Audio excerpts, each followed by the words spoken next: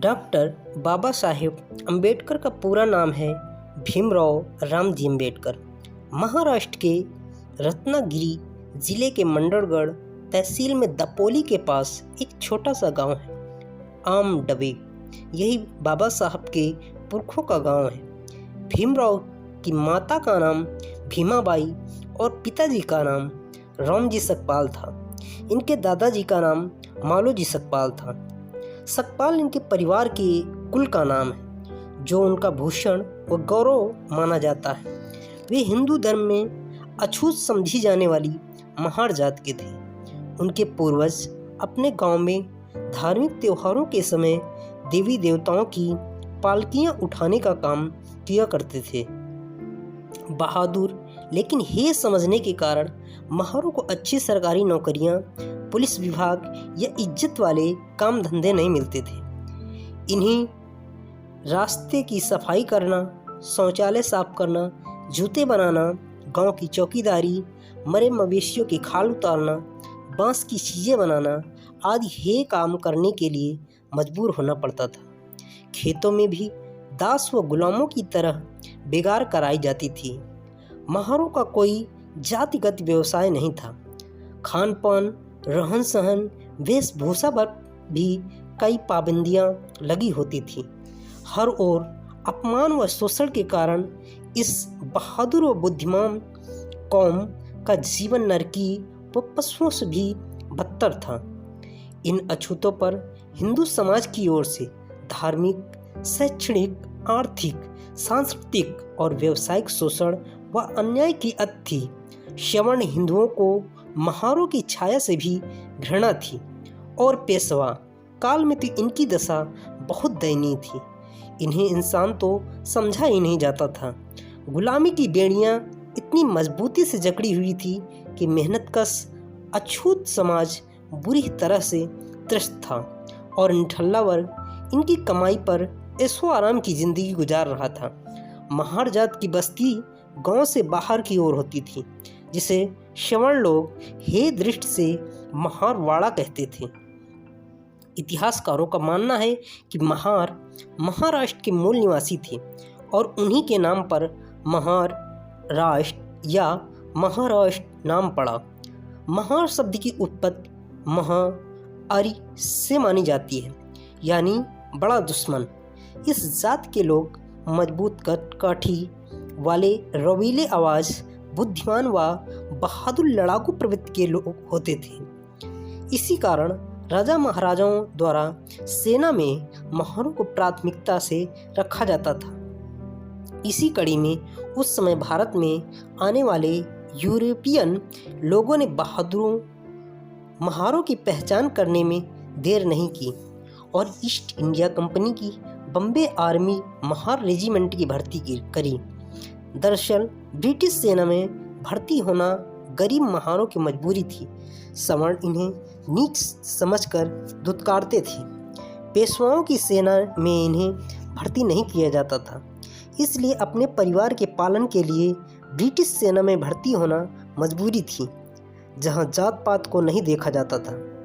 मुगलों, मराठों व पेशवाओं की सेना में भी कुछ महार थे। शुरू में ब्रिटिश सरकार की सेना में एक भारतीय फौजी सूबेदार मेजर पद तक पहुंच सकता था। इसी कारण कई महार सूबेदार व मेजर पद तक पहुंचे भी थे। सवर्णों को यह हजम नहीं हुआ कि अछूत फौजी अफसरों को सैल्यूट क्यों दें। उन्होंने अंग्रेजों को महारों के खिलाफ भड़काया। आखिर सन 1892 में अछूत जातियों की सेना में भर्ती पर रोक लगा दी। सन 1898 में गटेकर कमीशन के फैसले के बाद महार अछूतों को सेना से बाहर कर दिया और जात के आधार पर राजपूत, मराठा, सिख, गोरखा आदि रेजिमेंट की स्थापना की गई। भीमराव के दादा मालोजी सकपाल सेना में हवलदार ओहदे से रिटायर हुए थे। मालोजी राव की 4 संतानें हुई, जिनमें रामजी चौथी संतान थे। रामजी सकपाल भी सेना में भर्ती हो गए। उस जमाने में जवानों की फौजी छावनी के स्कूल द्वारा ईस्ट इंडिया कंपनी के निर्देशानुसार सरकार द्वारा जवानों के बच्चों के लिए दिन में तथा बड़ों के लिए रात की पाठशाला में पढ़ाई कराई जाती थी। ऐसी पाठशाला में शिक्षक बनने हेतु पुणे में एक पंतोजी नॉर्मल स्कूल था, जहां से रामजी सकपाल ने डिप्लोमा किया और बाद में यहां शिक्षक बन गए। ऐसी सैनिक स्कूल में वह 14 साल तक हेडमास्टर रहे और सूबेदार मेजर की रैंक प्राप्त की। ईस्ट इंडिया कंपनी की आर्मी में लड़के लड़कियों की लिए प्राइमरी एजुकेशन निःशुल्क व जरूरी थी। अनिवार्य शिक्षा के इस नियम से सैनिक व महार परिवारों को पढ़ने लिखने का अवसर मिल गया, जबकि इनसे बाहर जात पात, छुआछूत व हिंदू धर्म के बंधनों के कारण अछूते के लिए स्कूल के दरवाजे बंद थे। यदि अंग्रेज ने जात पात को नकार कर अछूतों के घर परिवारों में शिक्षा की यह किरण नहीं पहुंचाई होती तो स्वयं बाबा साहब का भी यह विराट स्वरूप नहीं हो पाता और आज दलित, उपेक्षित व शोषित वर्ग भी इस खुशहाल स्थिति में नहीं होता। सूबेदार रामजी सकपाल जब आर्मी में जवान थे तो रत्नागिरी के कोकड़ इलाके के ही महार जात के धर्मा मुरवाडार कर सूबेदार मेजर थे, जो आर्थिक दृष्टि से मजबूत स्थिति में थे। धर्मा जी की पहचान राम जी से हुई। वह उन्हें भा गए और अपनी बेटी भीमाबाई रिश्ते के लिए उचित लगे। सन 1865 में 20 वर्ष के रामजी सकपाल व 13 वर्ष की भीमाबाई का विवाह हुआ। रामजी हर खेल में प्रवीण, होनहार व काफ़ी प्रतिभाशाली थे। उनकी प्रतिभा देखकर एक फौजी अफसर ने रामजी को पुणे के पंतोजी स्कूल में डिप्लोमा के लिए एडमिशन करा दिया, जहां ईस्ट इंडिया कंपनी की आर्मी स्कूलों के शिक्षक तैयार किए जाते थे। इस दौरान घर में आर्थिक तंगी रहती थी क्योंकि वेतन बहुत कम मिलता था और उसी से बम्बई में अपनी पत्नी भीमाबाई को गुजारा भेजना पड़ता था। हालांकि पीहर पैसे वाला था, लेकिन यहाँ ससुराल में मजदूरी करने में भी संकोच नहीं किया। राम जी की बहन मीराबाई थोड़ी विकलांग थी, जो राम जी के परिवार के साथ ही रहती थी। पुणे के पंतोजी स्कूल में डिप्लोमा करने के बाद राम जी फौजी छावनी स्कूल में अध्यापक और बाद में प्रधानाध्यापक तक पहुँचे। 14 साल तक ये प्रधानाध्यापक रहे और उनकी सराहनीय सेवाओं के कारण सूबेदार मेजर तक प्रमोशन मिला। वे धार्मिक प्रवृत्ति के थे। इनके ससुर नाथ संप्रदायी व स्वयं का परिवार कबीरपंथी था। वे आडंबरों व व्यसनों से दूर रहते थे। आर्मी के अंदर इनकी लीडरशिप की काफ़ी सराहनीय होती थी। परिवार बड़ा होने के कारण आर्थिक स्थिति ज़्यादा अच्छी नहीं थी, इसलिए भीमाबाई ने भी आर्थिक तंगी की स्थिति में पूरा सहयोग किया। माता पिता का लाडला 14वां रत्न भीवा सन 1890 तक राम जी को 13 संतानें हुई।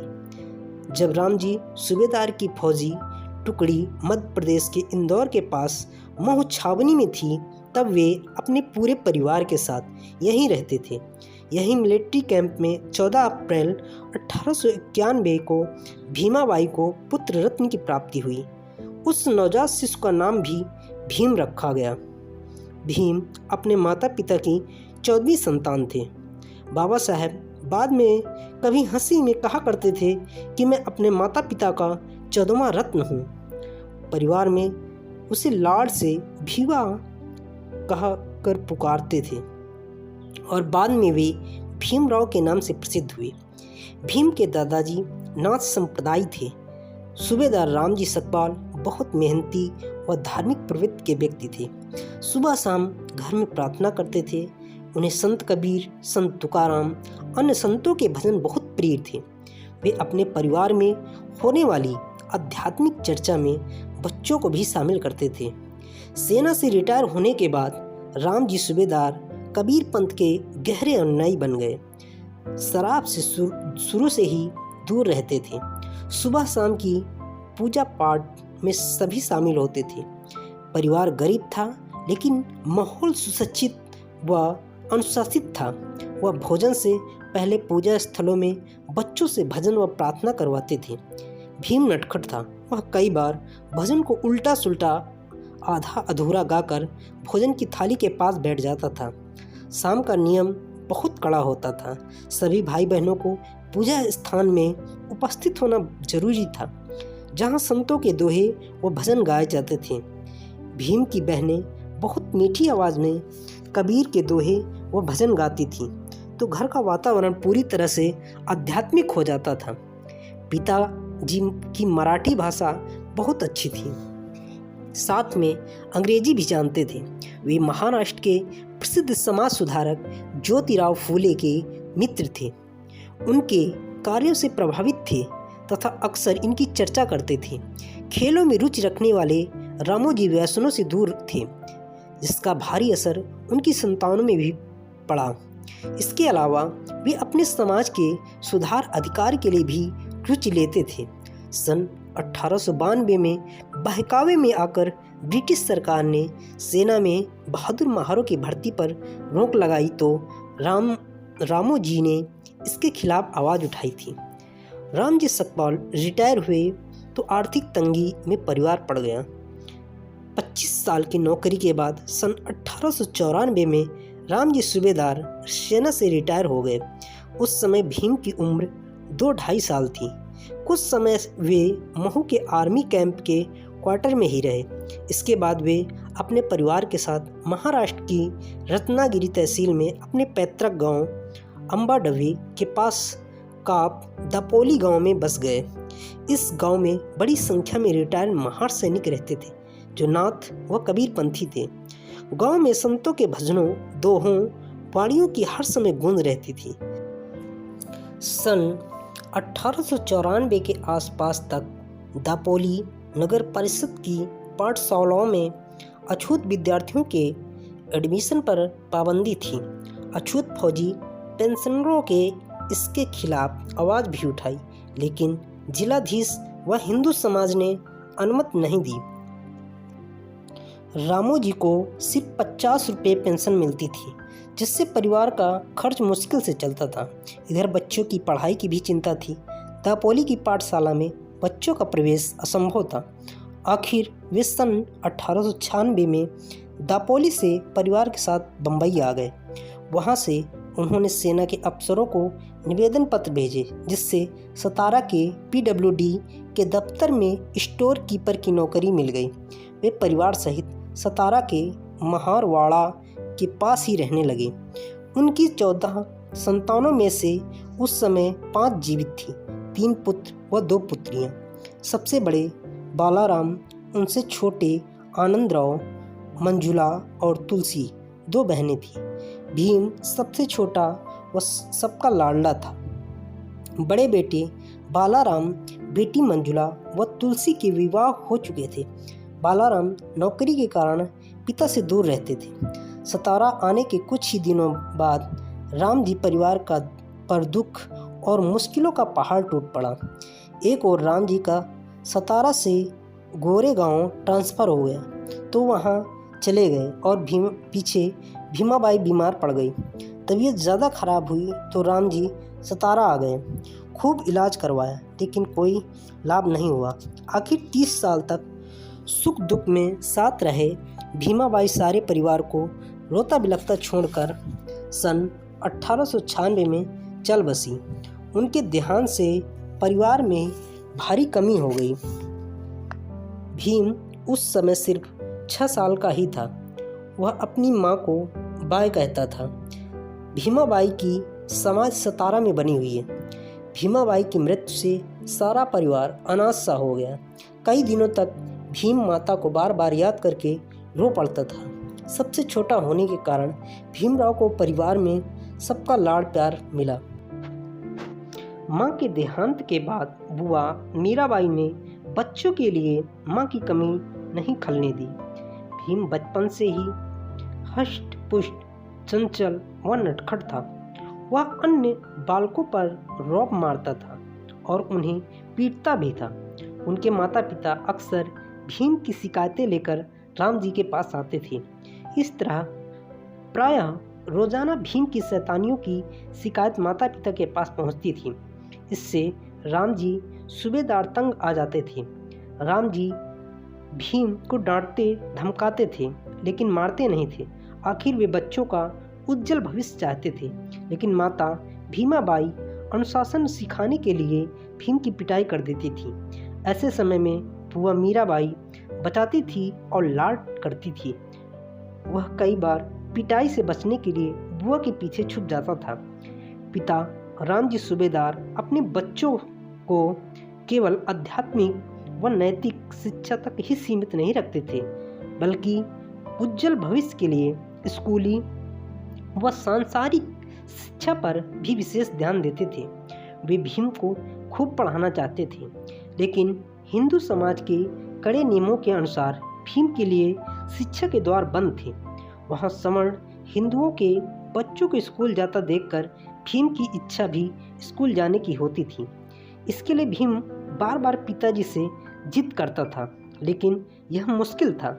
इसलिए रामजी बच्चों को घर पर ही पढ़ाया करते थे।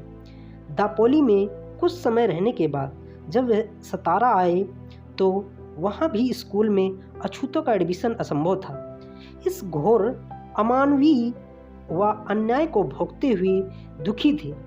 मजबूर होकर एक दिन एक अंग्रेज आर्मी ऑफिसर के पास गए और निवेदन किया कि उन्होंने जीवन भर सेना में रहते हुए सरकार की सेवा की है और उनके ही बच्चों को ऐसे क्रूर बंधनों के कारण किसी स्कूल में एडमिशन नहीं मिल रहा है। यह कैसी अमानवीय व्यवस्था है। आखिर अफसर ने सुनी और नवंबर 1900 में सतारा में आर्मी कैंप स्कूल में एडमिशन मिल गया। बड़ा भाई आनंदराव भी भीम के साथ ही स्कूल पढ़ने जाने लगा। भीमाबाई के देहांत के बाद घर परिवार को संभालने वाली कोई स्त्री नहीं थी। बुआ मीराबाई शारीरिक रूप से हल्की विकलांग थी। वह भीवा को बहुत लाड करती थी, लेकिन पंगु होने के कारण सारे कामकाज वह देखभाल नहीं कर पाती थी। माँ के निधन के बाद आनंद और भीम का पालन पोषण उसकी बुआ मीराबाई ने ही किया। वह थोड़ी कुबड़ी थी और उसके ससुराल वालों के व्यवहार से परेशान थी, इसलिए वह मायके में छोटे भाई राम जी के परिवार के साथ ही रहती थी। वह परिवार को पालने में बहुत रुचि लेती थी और भीवा को लाड के साथ कठोरता से अनुशासन भी सिखाती थी। राम जी ने भी यह तय किया था कि पत्नी के निधन के बाद दूसरा विवाह न करेंगे, क्योंकि वे बच्चों को सौतेली मां नहीं देना चाहते थे। लेकिन 5 बच्चों की देखभाल पूरी तरह से नहीं होने के कारण आखिर जीजाबाई नाम की एक विधवा स्त्री से पुनर्विवाह किया। कभी कभी सौतेली माँ दिवंगत माँ भीमाबाई के कपड़े व गहने पहन लेती थी, लेकिन अबोध बालक भीम इस बात को सहन नहीं कर पाता था। कभी कभी वह सौतेली माँ से झगड़ पड़ता था और बाद में भीमाबाई को याद करते हुए बिलख पड़ता था। दरअसल भीम अपनी सौतेली माँ को माँ के रूप में कभी स्वीकार ही नहीं कर पाया। भीम एक होशियार व होनहार बालक था, लेकिन पढ़ाई लिखाई पर विशेष ध्यान नहीं देता था। स्कूल में जो कुछ पढ़ाया जाता था वह उसे ही पढ़ता था। उसका ज़्यादा समय खेल कूद में ही गुजरता था। स्कूल से आते ही वह अपना बस्ता घर के किसी कोने में फेंक देता और पड़ोस के बच्चों के साथ खेलने चला जाता था। फिर वही लड़ाई झगड़ा और मारपीट का सिलसिला। माता पिता को शिकायतें। बचपन में भीम बहुत शरारती था। सतारा में घर के पास ही बड़ के पेड़ पर बच्चे रोज सूर्यपासा खेलते थे। इस दौरान मारपीट करने, झगड़े मोल लेने, उधम मचाने और नए नए बखेड़े खड़े करने के कारण माता पिता आए दिन इन मामलों को सुलझाते व लोगों को समझाते हुए काफ़ी परेशान रहते थे। भीम की पढ़ाई ऐसे ही चलती रही। उस समय तो यह कतई नहीं लगता था कि यह बालक बाद में विश्व रत्न के रूप में लोकप्रिय होगा। पूत के पांव पालने में ही दिख जाते हैं। इस कहावत को भीम ने सच साबित कर बाद में भारत के संविधान निर्माता बने। भीम नटखट व शिकायतें लाने वाला जरूर था, लेकिन बुद्धि में बहुत तेज था। शारीरिक रूप से बहुत हष्ट-पुष्ट था। हल्के घुंघराले बाल व गौर वर्ण के साथ वह सुंदर व आकर्षक लगता था। भीमराव बचपन से उद्यम करने वाला बालक था, लेकिन पिता राम जी को भीम से काफ़ी उम्मीदें थी। उनके मन में हमेशा यह भावना रहती थी कि मेरा बेटा अपने वंश का नाम रोशन करेगा, और कभी कभी तो अपने मित्र साथियों के समूह में खुलकर ऐसा कहकर भीम से आशाओं का इजहार करते थे। राम जी के पूर्वज नागवंशी नाथ अनुयायी थे और राम जी कबीरपंथी थे। जब राम जी का परिवार बम्बई में रहता था तो सूबेदार जी खुद बच्चों के कपड़े धोते थे तथा स्कूल जाते समय पूरी तरह से साफ सुथरे व कपड़ों को इस्त्री कर भेजते थे। पैंट कमीज फटी हुई हो तो खुद अपने हाथों से सीते थे। उन्हें खाने पहनने व बातचीत में अच्छा सलीका पसंद था। रहन सहन में गंदगी उन्हें कतई पसंद नहीं था। भीम व अन्य अछूत बच्चों को जात के कारण स्कूल में आए दिन अपमानित होना पड़ता था। 17 की स्कूल में भीम की पढ़ाई चल रही थी। इसी दौरान बाल उम्र में ही उसे जात पात, भेदभाव व छुआछूत के कई कड़वे अनुभव हुए जिन्हें वह जीवन भर भुला नहीं पाए। स्कूल में हिंदू सवर्ण बच्चे भी भीम व उसके बड़े भाई आनंद राव को साथ में बेंच में बैठने नहीं देते थे। दोनों भाई इसके लिए घर से टाट का एक टुकड़ा रोज साथ ले जाते थे और कमरे के बाहर बैठना पड़ता था। टाट के टुकड़े को भी स्कूल में नहीं रखने देते थे क्योंकि उसे छूने से स्कूल की अन्य चीज़ों के अपवित्र होने का डर था। जब भीम को प्यास लगती थी तो नल की टोटी से खुद पानी नहीं पी पा सकते थे। नल की टोटी चपरासी किसी सवर्ण बालक द्वारा खोले जाने पर ही भीम व अन्य अछूत बालक पानी पी पाते थे। ऐसा नहीं होने पर वे कभी कभी प्यासे ही रह जाते थे और घर आकर ही प्यास बुझाते थे।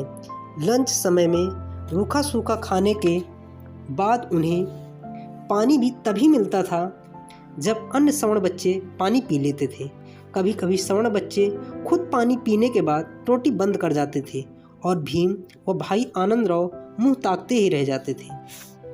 अमानवीयता की हद तो तब होती थी कि कुछ टीचर भी अछूत बच्चों के साथ छुआछूत करते थे। कुछ टीचर अछूत बच्चों की किताबों व नोटबुक्स को हाथ नहीं लगाते थे। जब टीचर क्लासरूम की ओर आते थे तो भीम व अछूत बच्चे एक तरफ कमरे के बाहर अनाज से खड़े रहते थे। जब टीचर रूम के अंदर चले जाते थे तो दरवाजे के बाहर बैठ जाते थे। इससे वे बोर्ड पर लिखे अक्षरों को दूर से अच्छी तरह पढ़ भी नहीं पाते थे। एक बार अध्यापक ने भीम को ब्लैक बोर्ड पर रेखा गणित के एक सिद्धांत को सिद्ध करने के लिए बुलाया तो सारे विद्यार्थियों ने शोरगुल मचाकर ब्लैक बोर्ड के पास रखे हुए अपने लंच के डिब्बों को वहां से तुरंत हटा लिया ताकि वे अपवित्र न हो जाएं, और उसके बाद ही वह मैथ्स के उस फार्मूले को ब्लैक बोर्ड पर सिद्ध कर पाया। भीम को खेल में काफ़ी रुचि थी, लेकिन स्कूल में सवर्ण बच्चों के साथ खेलने की पाबंदी थी, इसलिए स्कूल के बाद घर पर सिर्फ महार बालकों के साथ ही खेल पाता था। शिक्षा के कथित मंदिरों में छुआछूत व जात पात का ऐसा घृणित रूप देखकर बालक भीम बहुत दुखी रहता था। स्कूल के बाहर भी हिंदू समाज में जात पात का घृणित व कुरूप चेहरा हर जगह नजर आता था। जब कभी वह अपनी माँ के साथ बाजार में कपड़े खरीदने जाता था तो दुकानदार दूर से ही कपड़े फेंक कर दिखाता था। एक अन्य हृदय विदारक व मार्मिक घटना ने तो बालक भीम के बाल मन पर गहरा आघात किया। उन दिनों रामजी सूबेदार सतारा से कुछ दूर गोरे गांव में नौकरी करते थे। एक दिन भीम, बड़ा भाई आनंद राव और बहन पिताजी से मिलने के लिए जा रहे थे। भीम ने पिताजी को पहले चिट्ठी लिख दी थी कि फला रेलगाड़ी से वहां पहुंच रहे थे, लेकिन वह चिट्ठी पिताजी को समय पर नहीं मिल पाई। तीनों भाई बहन पार्ली रेलवे स्टेशन से रेलगाड़ी में बैठ गए और आगे मसूर स्टेशन पर उतर गए। बच्चे पिताजी से मिलने के लिए आतुर व खुश थे और इस आशा से रेलगाड़ी से उतरे कि पिताजी उन्हें लेने के लिए स्टेशन पर तैयार खड़े होंगे, लेकिन पिताजी को चिट्ठी नहीं मिलने के कारण वे नहीं आ पाए। सभी पैसेंजर स्टेशन से चले गए। वहाँ सिर्फ 3 बच्चे खड़े थे। बच्चों को यूं अकेले खड़ा देखकर स्टेशन मास्टर ने पूछताछ की। उनके रूप रंग व साफ कपड़ों को देखकर स्टेशन मास्टर को लगा कि बच्चे किसी संपन्न परिवार के होंगे, लेकिन जब यह मालूम पड़ा कि वे तो अछूत महार हैं तो वह 10 कदम पीछे हट गए। फिर भी उन्होंने एक बैलगाड़ी वाले को मनवा दिया कि वह बच्चे को आगे लेकर जाए। बैलगाड़ी अभी मुश्किल से 10 गज चली ही होगी और बच्चों से बातचीत की। शुरुआत में जात पूछने पर बैलगाड़ी मालिक को पता चल गया कि बच्चे महार हैं। वह गुस्से से आग बबूला हो गया। उसे लगा कि उसकी गाड़ी अछूत बच्चों के बैठने से अपवित्र हो गई। उसने बच्चों को निर्दयता से ऐसे धक्का देकर बाहर फेंक दिया जैसे टोकरी से कूड़ा करकट फेंका जाता है। रात का समय था। उस समय ग्रामीण इलाके में रास्ते में दिया भी नहीं जल रहा था। चारों तरफ रात का सन्नाटा था। बच्चे डर भी रहे थे कि अब क्या होगा। इसी दौरान भीम के बड़े भाई ने जब दोगुना किराया देने का लालच दिया तो गाड़ी वाला मान गया, लेकिन बच्चों के साथ गाड़ी में नहीं बैठा। बाद में तय हुआ कि वह गाड़ी नहीं चलाएगा। अछूतों के लिए गाड़ी चलाना वह अपनी शान के खिलाफ समझता था। वह पैदल चलता रहा और भीम का बड़ा भाई आनंदराव गाड़ी चलाता रहा। गर्मी के दिन थे। प्यास के मारे मासूम बच्चों का बुरा हाल हो रहा था। रास्ते में कुछ जगह पानी मांगा, लेकिन जात मालूम होने पर किसी ने पानी नहीं पिलाया। कुछ लोग गंदे पानी की ओर इशारा करते थे तो कुछ तिरस्कार कर पानी देने से मना करते हुए दुत्कार देते थे। आधी रात तक बच्चों ने उस बैलगाड़ी में वह अपमानजनक सफर तय किया। दूसरे दिन अधमरी हालत में वे अपने मुकाम पर पहुंचे। मन को गहरा आघात करने वाली इस घटना की याद को बाबा साहब अपने भाषणों और सभाओं में कभी कभी जाहिर करते थे। इस घटना का भीम के मन में अमानवीय समाज के खिलाफ गुस्सा व विद्रोह की भावना पैदा हुई। उसके दिलो दिमाग पर गहरा असर पड़ा। यह कैसा समाज था जहाँ इंसानों को पशुओं से भी बदतर समझा जाता है। एक प्यासे इंसान को पानी पिलाने के बजाय धुतकारा जाता हो।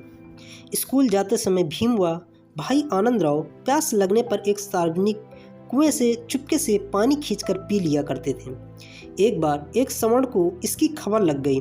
भीम को वही कुएं पर पकड़ लिया और किसी जानवर की तरह बुरी तरह से पीटा और फिर ऐसी हिम्मत न करने की चेतावनी भी दी। राम जी सूबेदार सेना में नौकरी कर रहे थे तो उस समय भीम का जन्म हुआ था। वहाँ के फौजी माहौल में और अबोध बालक होने के कारण भीम को छुआछूत का अनुभव नहीं हुआ, लेकिन रिटायरमेंट के बाद महू से सतारा आए तो वह छुआछूत व जात पात के कड़वे घूंट पीने पड़े। एक दिन भीम अपने बाल काटने के लिए नाई के पास जाकर बोला, बाल काटने हैं। नाई नफरत से बोला, अरे तू तो अछूत है, तेरे बाल मैं कैसे काट सकता हूँ, जा चला जा यहाँ से। इस अपमान से भीम को बहुत बुरा लगा। आंखें भर आई। बड़ी बहन तुलसी ने भीम की व्यथा सुनी तो भीम को प्यार से पुचकारते हुए कहा, मेरे भाई रो मत, यही तो इस समाज की रीत है, मैं बना देती हूँ तेरे बाल। भैंसों के बाल काटने वाले नाई भी भीम के बाल काटने से अपना धर्म भ्रष्ट होना मानता था, इसलिए उसकी बहन ही चबूतरे पर बैठकर दोनों भाइयों के बाल काटती थी। अपमान, तिरस्कार व घृणा की ये घटनाएं भीम के दिलो दिमाग पर खाव की तरह बन गई। बालक भीम को धीरे धीरे यह मालूम होने लगा कि इस अमानवीय व्यवहार का कारण हिंदू धर्म में व्याप्त जात पात व छुआछूत का कोड है। भीम के मन में हिंदू धर्म की ऊंच नीच की जाति व्यवस्था के प्रति घोर घृणा के भाव पैदा हो गए। इस प्रकार के कड़वे अनुभवों से भीम में जिद्दीपन और व्यवस्था के खिलाफ आक्रोश पैदा हो गया। अब वह ठान लेता वह पूरी करके ही चैन लेता। भीम अब इंग्लिश मीडियम की दूसरी कक्षा में आ गया। स्कूल में प्रगति साधारण थी, स्वभाव से निडर, स्वतंत्र तथा एक बार हट करने पर पीछे नहीं हटता था। एक दिन स्कूल जाने के समय तेज बारिश हो रही थी।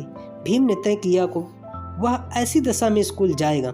भाई आनंदराव ने खूब समझाया, लेकिन वह अपनी जिद पर अड़ा रहा। आनंदराव भीम का बस्ता और टोपी लेकर स्कूल चला गया।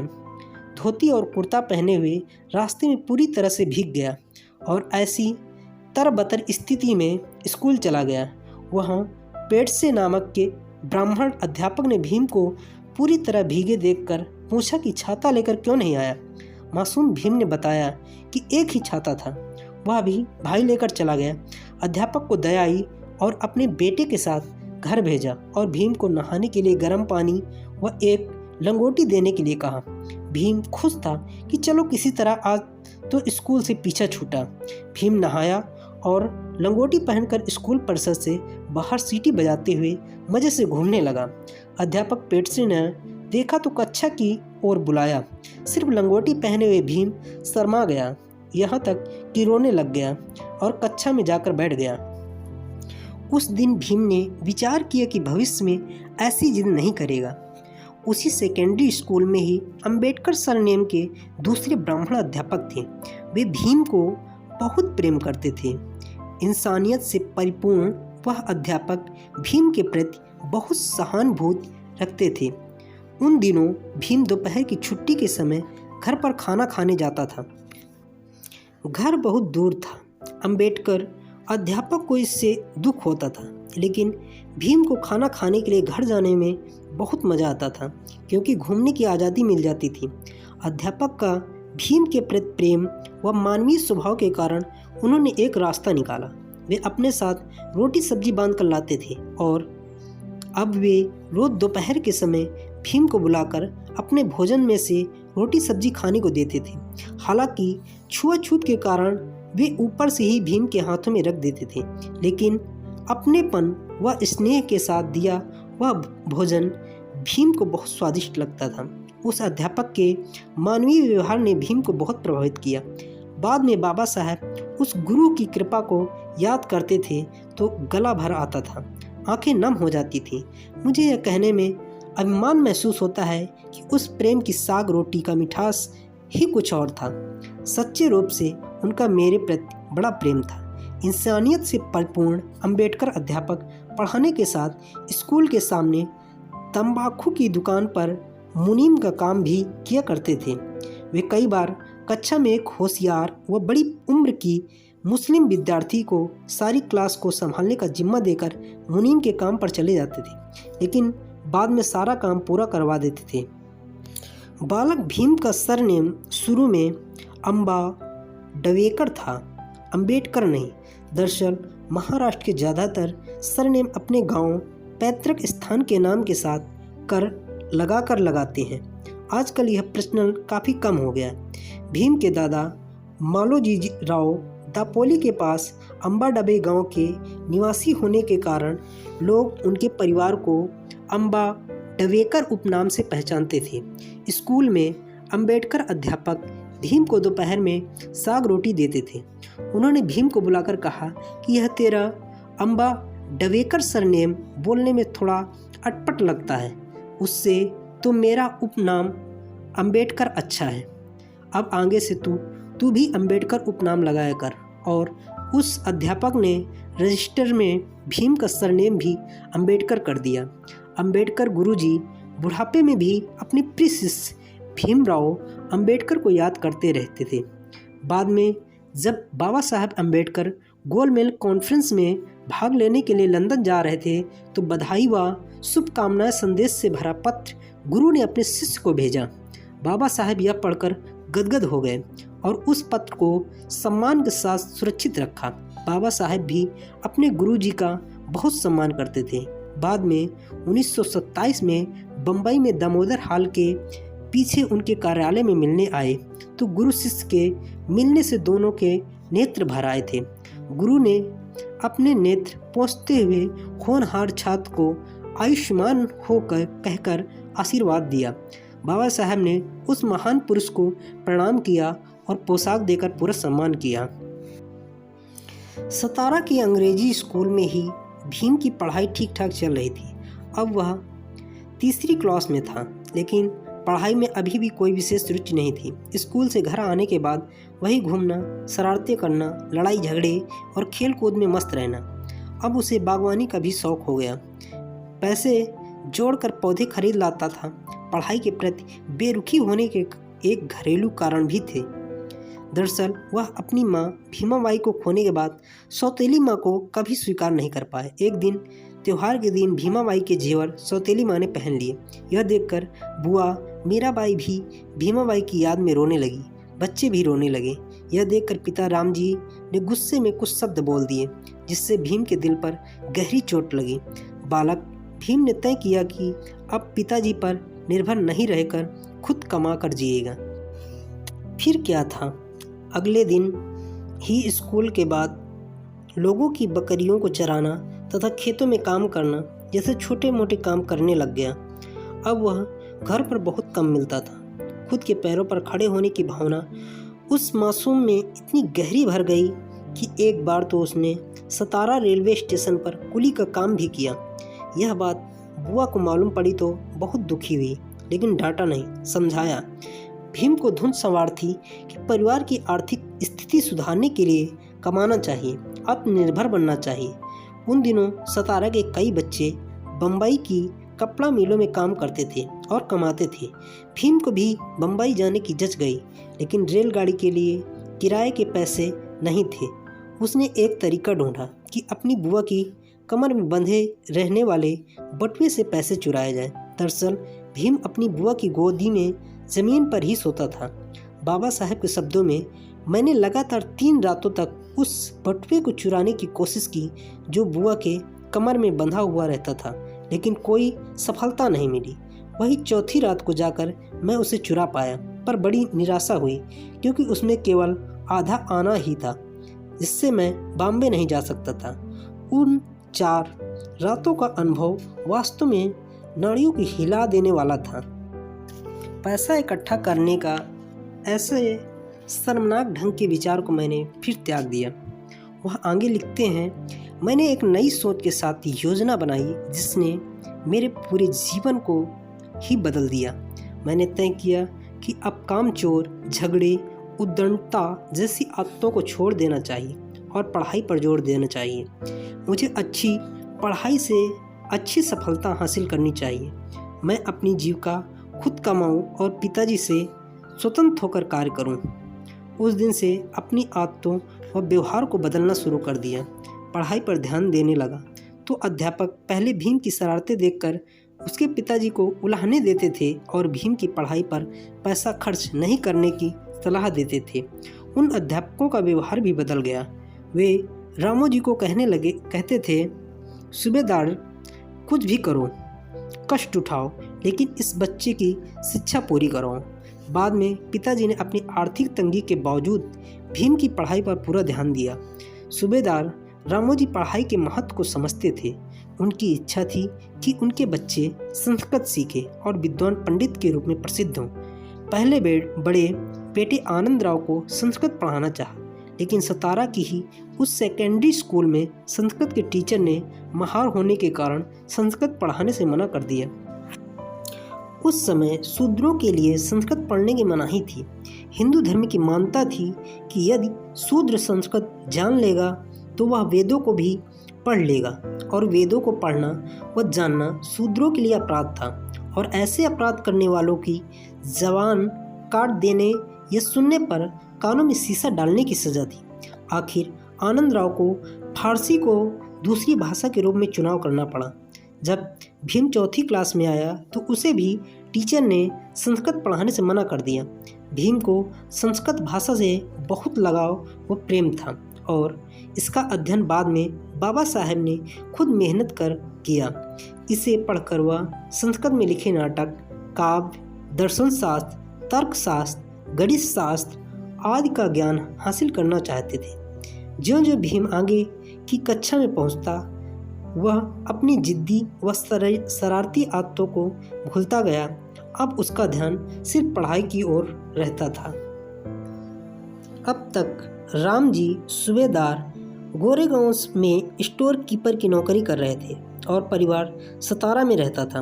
नौकरी का समय पूरा हुआ तो सतारा आ गए। बच्चों के लिए अच्छी पढ़ाई और आजीविका के लिए वे परिवार के साथ बम्बई आ गए, जहां पर लोअर परेल की डबक चाल में रहने लगे। वह एक तरह से मजदूरों की बस्ती थी। वहाँ का माहौल सतारा व दपोली से बिल्कुल अलग था। विवाहित दोनों बेटियां भी बॉम्बे में ही रहती थीं। शुरू में आनंद व भीम को मराठा हाई स्कूल में भर्ती कराया। भीम भी अधिक मेहनत करने लगा, लेकिन पिता फिर भी संतुष्ट नहीं थे। वे भीम को पढ़ाई में और बेहतर स्थिति में देखना और फिर बड़ा आदमी बनना देखना चाहते थे। वे खुद भी भीम को अंग्रेजी पढ़ाते थे। पिता के मार्गदर्शन में भीम ने हार्वर्ड की इंग्लिश रीडर तथा तरखाड़कर द्वारा लिखित 3 किताबों का अध्ययन पूरा कर लिया। भीम अब पाठ्य पुस्तकों के अलावा अन्य कई विषयों पर किताबें पढ़ने लगा। अब वह आए दिन नई नई किताबें खरीदकर पढ़ना चाहता था, लेकिन राम जी की आर्थिक स्थिति बहुत कमज़ोर थी। जब भीम की पसंद की किताबें खरीदने के लिए पिता के पास पैसे नहीं होते थे, तो बम्बई में ही रह रही अपनी बेटी के पास जाते थे। जब उसके पास भी नहीं होते तो उसे दिए गए गहनों में से एक गहना उधार ले आते थे। उस गहने को एक मारवाड़ी के यहाँ गिरवी रखते थे। उस पैसे से किताब खरीदकर भीम को देते थे। हर महीने के अंत में पेंशन मिलने पर उस पैसे से वापस गहना छुड़ाना और बेटी को वापस देना, यह एक आम बात हो गई थी। बहनें भी भाई की इच्छा को ध्यान में रखते हुए मना नहीं करती थी। भीम की इच्छा पूरी करने के लिए उन्होंने जो त्याग किया उसे याद कर बाद में बाबा साहब रो पड़ते थे। ऐसा वात्सल प्यार करने वाला पिता बहुत थोड़े बच्चों को मिलता होगा। मेरे शरारती व अल्हड़ स्वभाव के कारण मुझे उस समय उनके प्यार व वात्सल का मूल्य मालूम नहीं पड़ा। बचपन से ही भीम के पुस्तक प्रेम के कारण ही बाद में बाबा साहब की निजी लाइब्रेरी का इतना विशाल स्वरूप बन पाया। पिताजी द्वारा लाई गई किताब को पढ़ते पढ़ते सिरहाने रखकर ही सो जाता, और ऐसा अक्सर होता था। भीम के बालों की चोटी के तेल से किताबें भी चिकनी हो जाती थी। सन 1904 में भीम को बम्बई के सरकारी स्कूल एल्फिस्टन हाई स्कूल में 4वीं क्लास में एडमिशन दिला दिया।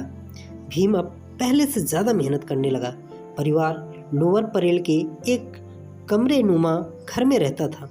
उस एक ही कमरे में खाना बनाया जाता और सभी परिवारजन सोते थे। बर्तन जलाने की लकड़ियाँ व बिस्तर भी पड़े रहते थे, और यही हमारे मुक्तिदाता बाबा साहब का स्टडी रूम था। सुबह शाम कमरे में धुएं से भर जाता था। भीम ज़मीन पर ही सोता था। उसके सिर के पास अनाज पिसाई की चक्की अड़ी रहती और पैरों के सामने एक बकरी बंधी रहती थी। पिता भी भीम की पढ़ाई की बहुत चिंता करते थे, इसलिए जब सभी परिजन सो जाते थे तो रात को 2 बजे भीम को जगाकर स्वयं सो जाते थे। भीम सुबह तक मिट्टी के तेल वाली कांच की चिमनी के दिए की धुंधली सी रोशनी में पढ़ाई करता था। फिर सुबह थोड़ी सी नींद लेकर नहा धोकर स्कूल चला जाता था। स्कूल के पास ही काम पर जाने वाला एक मजदूर भीम का खाने का डिब्बा ले जाता था, और इसी समय भीम का मजदूरों के संघर्षमय जीवन से भी परिचय हुआ। भीमराव के पाठ्यक्रम के अलावा किताबें पढ़ने का शौक निरंतर बढ़ता जा रहा था। स्कूल से छूटते ही नियमित रूप से किताबें पढ़ने के लिए चर्नी रोड गार्डन की एक खास जगह पर जाकर बैठ जाता था। उसी समय वहाँ सिटी हाई स्कूल के हेडमास्टर कृष्णाजी केलुस्कर भी गार्डन की एक अलग जगह पर बैठकर किताब पढ़ते थे। भीम को नियमित इस तरह से तल्लीनता से पढ़ते हुए देखकर केलुस्कर ने भीम को प्रोत्साहित करने व सराहना करनी चाहिए। एक दिन भीम के पास जाकर उन्होंने परिचय पूछा, और भीम ने परिचय के साथ थोड़ी सामाजिक पीड़ा भी बता दी। भीम अछूत लड़का है, लेकिन रोज इस तरह पढ़ता है, यह जानकर खुशी हुई। उन्होंने भीम की प्रशंसा की और उस समय खुद का मराठी भाषा में लिखा हुआ बुद्ध चरित ग्रंथ भीमराव को उपहार के रूप में दिया। बाद में भीम के भविष्य संवारने में उन्होंने काफ़ी सहयोग दिया। बॉम्बे का एल्फिस्टन हाई स्कूल उस जमाने में एक प्रतिष्ठित सरकारी स्कूल था, लेकिन यहाँ का माहौल भी छुआछूत, जातिवाद व घृणा से अछूता नहीं था, जैसे हिंदुओं के अन्य प्राइवेट स्कूलों में होता था, जहाँ समाज की सोच का व्यवहारिक, घृणित व विकृत रूप ही कदम कदम पर नजर आता था। एक दिन मैथ्स के टीचर ने भीम से बोर्ड पर एक सवाल हल करने को कहा। भीमराव ज्यों ही बोर्ड की ओर बढ़ा, त्यों ही कुछ सवर्ण विद्यार्थी एकदम एक साथ चिल्ला उठे, सर भीम एक अछूत है, उसे रोकिए। दरअसल ब्लैक बोर्ड पर एक तख्त पर था और उस तख्त पर समर लड़कों के खाने के डिब्बे रखे हुए थे। जब सभी ने अपने डिब्बे उठा लिए तभी भीमराव को बोर्ड के पास जाने दिया। उस समय भीम के मन में आक्रोश तो था, लेकिन हिम्मत व बुद्धि से अपमान का बदला लिया और तुरंत ही सवाल हल कर सबको चौंका दिया। एल्फिस्टन स्कूल में ही एक ब्राह्मण अध्यापक बात बात पर भीमराव को उसकी जात का नाम लेकर अपमानित करता था। एक दिन वह भीम से बोले, अरे तू महार का छोकरा है, पढ़ लिख कर क्या करेगा। बार बार ऐसा अपमान से भीम को गुस्सा आता था। इस बार आक्रोश में करारा जवाब दिया, सर पढ़ लिख कर मैं क्या करूँगा, यह सवाल पूछना आपका काम नहीं है। अगर फिर भी कभी आपने मेरी जात का नाम लेकर मुझे छेड़ा तो कह देता हूँ कि उसका परिणाम अच्छा नहीं होगा। भीम बचपन से ही स्वाभिमानी होने के साथ निडर भी था और जातिवादी मानसिकता वाले टीचर को करारा जवाब देने से नहीं चूका। भीम को अपमानित करने के लिए वे और अन्य तरीके भी ढूंढते रहते थे।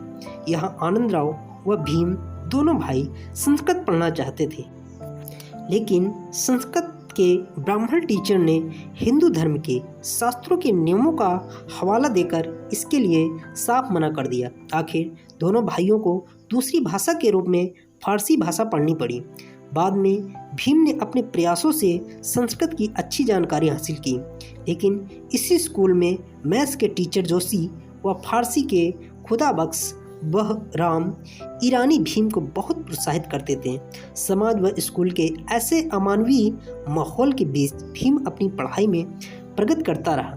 पिताजी को 50 रुपये ही पेंशन मिलती थी, जिससे बच्चों की पढ़ाई व घर परिवार का खर्च चलाना मुश्किल हो गया था। आखिर बड़े बेटे आनंदराव की पढ़ाई बंद करवा दी, GIP के वर्कशॉप में नौकरी पर लगा दिया। पिता व आनंद भीम की शिक्षा पर विशेष ध्यान देने लगे। पिता के मार्गदर्शन में भीम हर साल पास होता रहा। सन 1907 में मैट्रिक्स एग्जाम पास किया। उसे 750 में से 282 अंक मिले। फारसी भाषा में सबसे ज़्यादा अंक मिले। हालांकि भीम 3rd डिवीजन से पास हुआ था, लेकिन उस समय गांव से शहर आकर एक अछूत विद्यार्थी का मैट्रिक पास करना बहुत बड़ी उपलब्धि थी। भीमराव का मैट्रिक्स एग्जाम पास करना भारतीय अछूतों के इतिहास में मील का पत्थर बन गया। परिवार व बम्बई के अछूत समाज में खुशी की लहर दौड़ गई। यह गर्व की बात थी। रामजी सूबेदार भी बहुत खुश थे। महार समाज ने इस खुशी पर भीम का सम्मान करने के लिए एक समारोह का आयोजन किया। उस सम्मान समारोह का अध्यक्ष एक प्रसिद्ध समाज सुधारक सीताराम केशव बोले को बनाया। उस सभा में बम्बई के एक प्रसिद्ध समाज सुधारक, लेखक व विचारक कृष्णाजी अर्जुन केलुस्कर भी मौजूद थे। वे सिटी हाई स्कूल में हेडमास्टर रहे थे। भीम और केलुस्कर दोनों स्कूलों से छुट्टी होते ही किताबें पढ़ने के लिए नियमित रूप से चर्नी रोड गार्डन में जाते थे।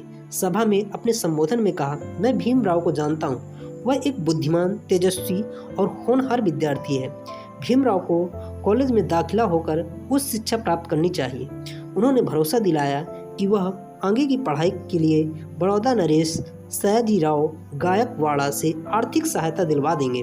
केलुस्कर ने भीम की काफ़ी प्रशंसा की और अपनी लिखी हुई किताब बुद्ध चरित की प्रति भेंट की, जो आगे चलकर भीमराव के जीवन में क्रांतिकारी साबित हुई। समारोह में आए लोगों ने भीमराव को मालाओं से लाद दिया। भीमराव के जीवन का यह पहला सार्वजनिक सम्मान था और यह देखकर वह काफ़ी प्रसन्न थे, लेकिन कुछ बोले नहीं। सभा पूरी होने पर कृष्णाजी केलुस्कर रामजी सूबेदार से बोले, आप भीमराव को कॉलेज में एडमिशन करा दीजिए, आगे देखा जाएगा। मैं आर्थिक सहायता प्राप्त करने के लिए पूरी कोशिश करूंगा। इतना कहकर वह चले गए। बाद में उस महान विचारक व समाज सुधारक ने अपने वचन का पूरा पालन किया, जिससे भीमराव के जीवन की काया पलट हो गई। मैट्रिक पास करने के बाद भीमराव पढ़ाई पर ज़्यादा जोर देने लगा। लोअर परेल की मजदूर बस्ती में रहते हुए उसे मजदूरों की पीड़ाओं को भी करीब से देखने का अवसर मिला। भीम के लिए दोपहर का खाना बस्ती का ही एक मजदूर उधर से निकलते हुए स्कूल में देता था। इधर भाई आनंदराव ने पढ़ाई छोड़कर नौकरी शुरू कर दी थी, जिससे परिवार की आर्थिक हालत में थोड़ा सा सुधार हुआ। थोड़े दिनों बाद आनंदराव का विवाह भी कर लिया। उन दिनों बाल विवाह एक समान बात थी। अब राम जी सूबेदार ने भीमराव के लिए भी योग्य लड़की ढूंढना शुरू कर दिया। लड़की पसंद आ गई, बात भी तय हो गई। लेकिन इसी बीच सूबेदार जी की एक और जगह भी बात चल रही थी। दूसरी जगह पर बात पक्की कर भीम की सगाई कर दी और पहली लड़की के पिता को साफ मना कर दिया। लड़की के पिता ने जात बिरादरी की पंचायत में यह मुद्दा उठाया। सूबेदार जी ने अपना अपराध स्वीकार किया। पंचायत ने 5 रुपया जुर्माना किया तो सूबेदार जी को चुकाना पड़ा। आखिर दाभोल के पास वड़द गांव निवासी दिवंगत भिक्खू धोत्रे वड़द कर की पुत्री रमाबाई से सगाई हुई। उस समय रमाबाई 9 साल व भीमराव 16 साल का था। रमाबाई सुंदर, सुशील व शांत स्वभाव की लड़की थी। पिता दाभोल बंदरगाह में कुली का काम करते थे। बचपन से में ही रमाबाई के माता पिता का देहांत हो गया था और छोटे भाई बहनों का पालन पोषण उनके चाचा व मामा ने किया था। रमाबाई अपने भाई बहनों के साथ बम्बई में अपने मामा तथा चाचा के यहाँ रहती थी। आखिर 1906 में भीमराव व रमाबाई का मंगल विवाह हो गया। विवाह की जगह बम्बई का भाई खले मछली बाजार था, जहाँ सुबह सुबह मछुआरी महिलाएं मछलियाँ बेचने आ जाती थीं। वहीं पर दूल्हा दुल्हन पक्ष के लोग इकट्ठा हो गए। मार्केट में रखे गए आड़े पत्थरों को बेंच के रूप में काम में लिया गया और छोटे चबूतरे का उपयोग स्टेज के रूप में किया गया। बाजार में ही उस जगह पर गंदे पानी की नालियाँ बह रही थीं। इस तरह बाजार की उस जगह को विवाह स्थल के रूप में उपयोग किया गया। विवाह की रस्में सुबह मछुआरी महिलाओं के आने से पहले पूरी कर ली गई। इस प्रकार उस अनूठे मगर सौंदर्यपूर्ण माहौल में भीम और रामी का विवाह बंधन संपन्न हुआ। शादी के बाद रमीबाई का नाम रमाबाई रख दिया। बाद में बाबा साहब रमाबाई को प्यार से रामू तथा रमाबाई बाबा साहब को सम्मान में साहब कहकर पुकारते थे। आजकल रमाबाई को रमाई के नाम से याद करते हैं। विद्वान गुरु दादा केलुस्कर ने भीमराव को आगे बढ़ाया। विवाह के बाद भीमराव ने पिताजी की प्रेरणा से 1907 में हाई स्कूल इंटर की परीक्षा पास कर ली और 30 जनवरी 1908 को बम्बई के ही एल्फिस्टन कॉलेज में एडमिशन ले लिया। एक अछूत विद्यार्थी के लिए यह किसी सपने से कम नहीं था, क्योंकि उन दिनों उस कॉलेज में अमीर व समाज के उच्च श्रेणी के विद्यार्थी ही ज़्यादा पढ़ते थे। भीम के लिए वहाँ का माहौल नया था, लेकिन वह अपनी योग्यता के आधार पर आत्मविश्वास से भरा हुआ था। पढ़ाई भी अच्छी चल रही थी, लेकिन भीम का स्वास्थ्य खराब हो जाने के कारण 1 साल खराब हो गया। इधर पिताजी अपने बेटे की सफलता पर प्रसन्न थे, लेकिन उनकी आर्थिक दशा काफ़ी कमज़ोर हो गई थी। ऐसी विकट आर्थिक हालत में समाज सुधारक व लेखक गुरुवर केलुस्कर ने एक बार भीम के सम्मान समारोह में दिए वचन को पूरी तरह से निभाया। वे भीमराव को लेकर बड़ौदा के शिक्षा प्रेमी महाराजा सयाजीराव गायकवाड़ा की सेवा में उपस्थित हुए। उस समय महाराजा गायकवाड़ा अपने बम्बई आवास पर आए हुए थे। महाराजा ने बम्बई नगर भवन की एक सभा में घोषणा की थी कि वह किसी होनहार, बुद्धिमान, मेहनती, अछूत विद्यार्थी की आर्थिक मदद करने को तैयार है। गुरु केलुस्कर ने महाराज को उस घोषणा की याद दिलाई और अपने साथ आए भीमराव का परिचय दिया। महाराजा ने भीमराव से कुछ सवाल पूछे, जिनका जवाब भीम ने सुंदर व संतोषजनक ढंग से दिए। महाराजा भीमराव की प्रतिभा को देख बहुत प्रसन्न हुए और भीमराव के लिए अपनी सरकार की ओर से 25 रुपये हर माह स्कॉलरशिप मंजूर कर दी। इसके बाद भीमराव को गुरुवर केलुस्कर ने समय समय पर उत्साहवर्धित कर बुद्ध के मार्ग पर चलते हुए समाज में फैले जात पात, छुआछूत, ऊंच नीच के खिलाफ जागृत होने के लिए अप्रोच रूप से आह्वान किया। उन्होंने भीम की बौद्धिक, वैज्ञानिक व सुधारवादी क्षमता को निखारने में काफ़ी मदद की। एल्फिस्टन कॉलेज में भी जातिगत घृणा उस समय महाराष्ट्र में अछूते के उद्धार का आंदोलन भी गति पकड़ रहा था। इस समाज के शिवराम कांबले व विठ्ठल रामजी शिंदे जैसे सुधारक उपेक्षित वंचित समाज में जागृत पैदा कर रहे थे। कुछ सामाजिक संगठन भी समय समय पर अछूतों की गुलामी व शोषण के खिलाफ आंदोलन करते थे। इधर एल्फिंस्टन कॉलेज जैसे संस्थान के वातावरण में भी जात पात व ऊंच नीच का जहर घुला हुआ था। वहाँ पर भी पीने को पानी नहीं मिलता था। कॉलेज की कैंटीन वाला ब्राह्मण उन्हें चाय नहीं पिलाता था, न पानी। उस कॉलेज में प्रसिद्ध शिक्षाविदों में प्रिंसिपल का वर्नटन, प्रोफेसर म्यूलर व प्रोफेसर जॉर्ज एंडरसन प्रमुख थे। इनमें प्रोफेसर म्यूलर को भीमराव के प्रति प्रगाढ़ प्रेम था। वे भीमराव को किताबें व कपड़े देते थे। प्रोफेसर ईरानी भी मदद करते थे, लेकिन कॉलेज में भी चारों ओर उपेक्षापूर्ण माहौल था। अधिकतर सवर्ण हिंदू प्रोफेसर व छात्र भीमराव से घृणा करते थे। इस सब के बावजूद भीमराव के मन में ज्ञान प्राप्त करने की चाह ने यह सब अन्याय सहन करने की शक्ति दी और यह संकल्प भी लिया कि शिक्षा के द्वारा अन्याय के अंधेरे को मिटाया भी जा सकता है। वे पाठ्य पुस्तकों के अलावा समाज, दर्शन, धर्म आदि कई विषयों पर फिर निरंतर अध्ययन करते रहे। 1910 में भीमराव ने इंटरमीडिएट के एग्ज़ाम पास किए। 600 में से 223 मार्क्स मिले, यानी 3rd डिवीज़न। इसी दौरान रामजी सूबेदार लोअर परेल की डबक चाल का कमरा छोड़कर बम्बई के परेल इलाके पोयवावड़ी में इम्प्रूवमेंट ट्रस्ट की चाल नंबर 1 की दूसरी मंजिल पर 2 कमरे किराए पर ले लिए। इसमें एक कमरे को पढ़ने तथा सोने के लिए तथा दूसरा रसोई व घर गृहस्थी का अन्य सामान रखने के लिए बनाया गया। अब भीमराव को घर पर पढ़ाई के लिए शांत माहौल मिल गया।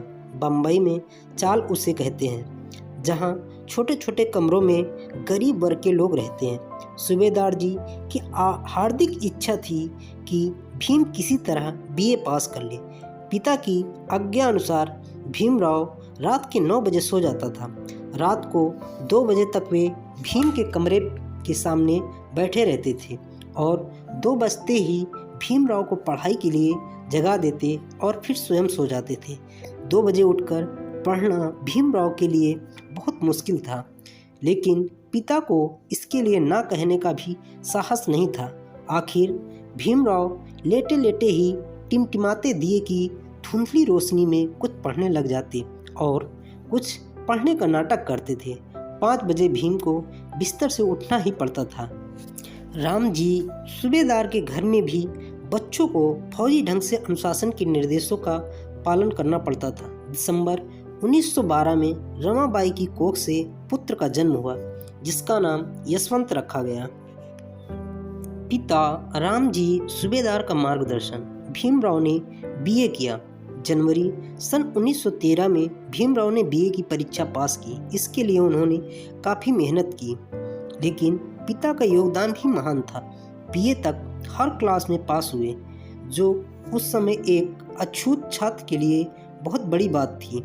उस समय भीमराव के बारे में कोई भविष्यवाणी करता कि यह व्यक्ति आगे जाकर संसार के 6 प्रमुख विद्वानों में से एक होगा, देश का संविधान निर्माता होगा और त्राही त्राही करती शोषित पीड़ित मानवता का उद्धारक बनेगा, तो उस व्यक्ति को जरूर पागल घोषित कर दिया जाता। लेकिन भीमराव ने अथक मेहनत, महान उद्देश्यों के प्रति समर्पण, बुद्धिमत्ता व ज्ञान ग्रहण करने की तीव्र चाह के बल पर यह साबित कर दिखाया कि स्कूल कॉलेजों की परीक्षाओं में मिलने वाले मार्क्स के आधार पर विद्यार्थी की प्रतिभा का ठीक से अनुमान लगा पाना बिल्कुल उचित नहीं है। सच तो यह है कि अनुकूल अवसर मिलने पर किसी की भी प्रतिभा में निखार आ सकता है और समाज के विभिन्न क्षेत्रों में नाम रोशन कर सकता है। राम जी सूबेदार आर्मी स्कूल के हेडमास्टर रह चुके थे। उन्हें पढ़ाने का काफ़ी अनुभव था। अंग्रेजी भी अच्छी थी और भीमराव की अंग्रेजी अच्छी हो इसके लिए पूरा मार्गदर्शन किया। डॉक्टर अंबेडकर ने कहा है, मैं अंग्रेजी अच्छी तरह से लिखता बोलता हूँ ऐसा समझा जाता है, इसके लिए मेरे पिता की अहम भूमिका है। उन्होंने मुझे शब्दों का समुचित प्रयोग करना जिस तरह से सिखाया वैसा किसी भी अध्यापक ने नहीं सिखाया। बीए पास करने के बाद भीमराव के सामने नौकरी का सवाल खड़ा था। राम जी चाहते थे कि उनका बेटा बम्बई में ही कोई नौकरी करे, लेकिन भीमराव बड़ौदा महाराज द्वारा दी गई स्कॉलरशिप से स्वयं को ऋणी महसूस कर रहे थे, इसलिए अपने कर्तव्यों को निभाने हेतु वहाँ ही नौकरी करना चाहते थे। फिर घर की आर्थिक दशा भी कमज़ोर थी, इसलिए भीमराव नौकरी करना चाहते थे। पिता को काफ़ी अनुभव था, वे अच्छी तरह जानते थे कि महाराजा के रियासती माहौल में जात पात छुआछूत के कारण भीमराव को अपमानित होना पड़ेगा। वहाँ हर जगह रूढ़वादी लोगों की भरमार थी। भीम ने पिता की सलाह को नहीं माना और उन्होंने सयाजीराव गायकवाड़ को पत्र लिखा। बड़ौदा रियासत सरकार ने भीमराव को बड़ौदा बुला लिया। इस तरह पिता की इच्छा की उपेक्षा कर भीमराव बड़ौदा चले गए। आप सभी श्रोतागणों से अनुरोध है कि बाबा Saheb Ambedkar life and mission का शेष भाग 2 में सुने।